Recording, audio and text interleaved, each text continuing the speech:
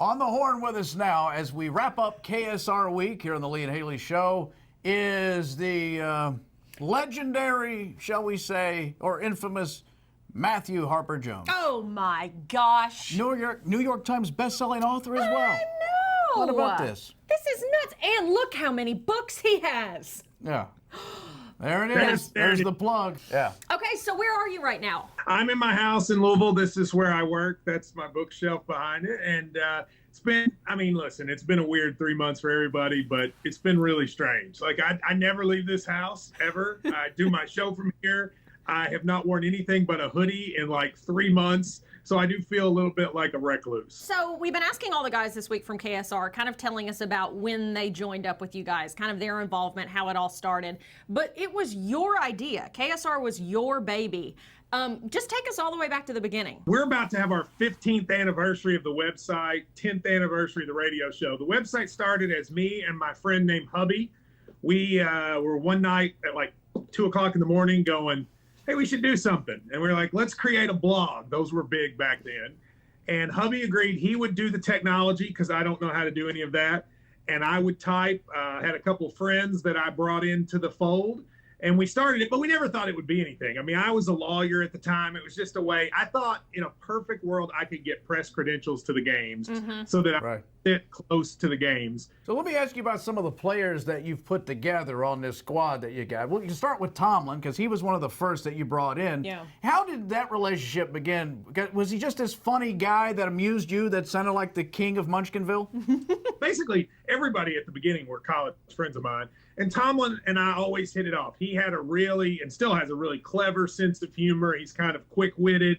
I was a bigger personality, and so we kind of worked well together. And at the time, he was free, which I needed because I couldn't really pay anybody.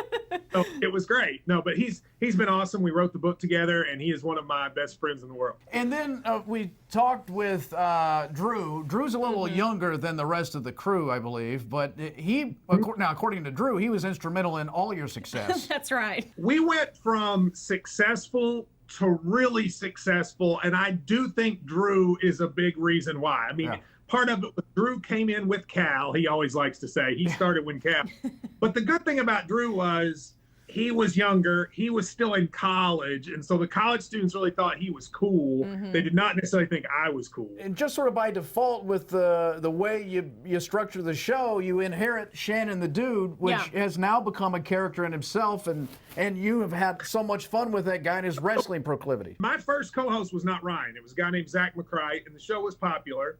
Actually, no, you're right. Shannon was then next because Zach left and I had to get a new producer. We didn't know who it was going to be, and they didn't have money for me to hire anybody. So they're like, well, we got this dude that works in the building. He does rock. His name is Shannon The Dude.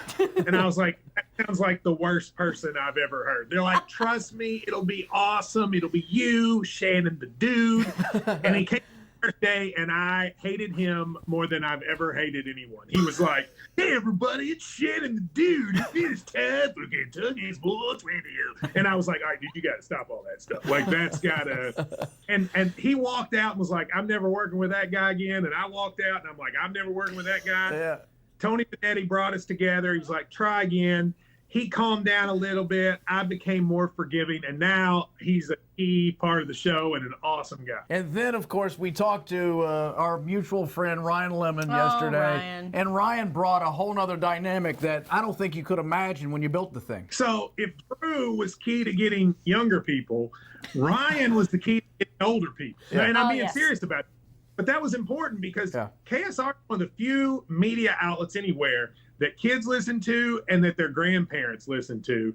And the good thing about Ryan is, for all of us giving him a hard time about being a goober, Ryan is multifaceted. He can talk with you seriously. Right. He can go out in front of KS Bar and dance with a sign. Like, he can do anything in between. And so as a co-host, wherever I want to take the show, Ryan can go with me. The show became important and a hit because of him. That's so awesome. I just love to hear how it all came together, because for a lot of people, they just know the show as you guys, that group of guys together. But I love to hear, this background. And like you two, I think the reason people like your TV show is you two genuinely like each other, and you can tell. And I can say, I'll pull the curtain back.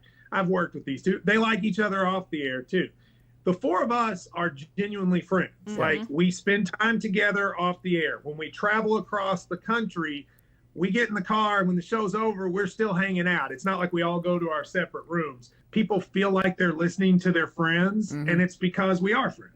Absolutely. That is so true. So true. Well, congrats on, all the success. It's just crazy. It's so nice to or it's hard, I should say, when you're in the midst of everything to really stop and be grateful and think, whoa, this is really my life. And I hope you take the time to do that because, you have created such a great perfect example, and I know you guys got to know, but perfect example was this book. I wrote a book about politics against a Republican politician in a Republican state. It went to the New York Times bestseller list in large part because my audience saw that I didn't get to do national media because of the coronavirus. And because they like me and our show, they were like, we want to make this a hit. So they all ordered it in one day. We were the number one book on Amazon for one day. It ended up on the New York Times list. And I hope people like the book. I think they do. But I think the reason it happened is they wanted to affirm their love of the show through buying that book. And that really meant a lot. And that's one of the reasons I'm so proud and happy about our audience. Well, you should be. Yes. All right. Well, the only guy to ever guest host the Lee and Hayley show. That's right. Matt Jones from KSR. Never got invited back, and I would love to come back. I would love to sit there. Nobody's bringing you back. Well, no. We gave it a shot. Thank you. We're good. Oh, I enjoyed the show. I was home with the flu when he filled in. I loved it. Yeah, you didn't have to sit next to him. No, I didn't have to sit next to you. That's the thing. Yeah. Hey, buddy, thanks for talking to us. Lee and I share the ability to have been fired from similar places multiple times for different reasons. And we still love each other, and I love you guys. Book 2 coming soon. It's called Employment. Please. Yeah. Okay, Matt Jones, everybody from Kentucky Sports Radio. Thank you guys.